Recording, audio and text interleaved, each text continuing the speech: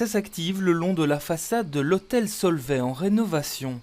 Étape du jour pour ces ferronniers, remonter cette colonne décorative. C'est le tube qui fait à peu près 5 mètres, qui doit après être prolongé par un deuxième morceau de 3 mètres. Donc on a 8 mètres ici à peu près au total. Car sur ce bâtiment inscrit au patrimoine mondial de l'UNESCO, tout est millimétré, de la façade rénovée aux éléments métalliques qui ont été minutieusement restaurés. Première phase, ça a été le démontage qu'on a fait l'été passé.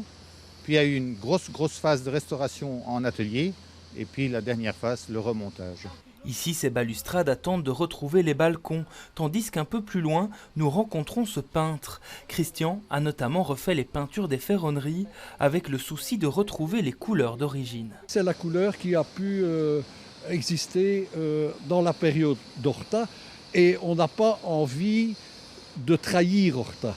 Au total, une vingtaine de personnes travaillent sur le chantier, en coordination avec une architecte et un comité scientifique. Sur l'échafaudage, l'occasion aussi de découvrir des éléments qu'on ne peut habituellement voir que depuis la rue, quelques mètres plus bas. Par exemple, ces balustrades qui ont été conçues en 1898 à l'époque du chantier et qui entourent ces fenêtres, celles du bureau qu'occupait Armand Solvay à l'époque.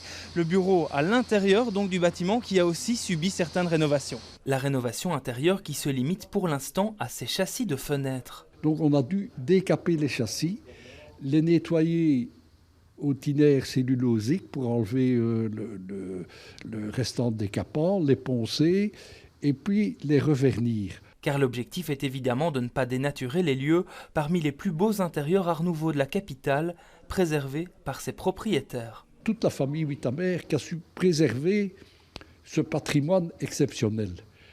Sans eux, ce ne serait plus là, ce serait peut-être un building à Meulings. Malgré les travaux, l'intérieur de la demeure, ses décors et ses vitraux restent ouverts à la visite. Le chantier devrait s'achever dans quelques mois pour restaurer la majesté de la plus célèbre façade de l'avenue Louise.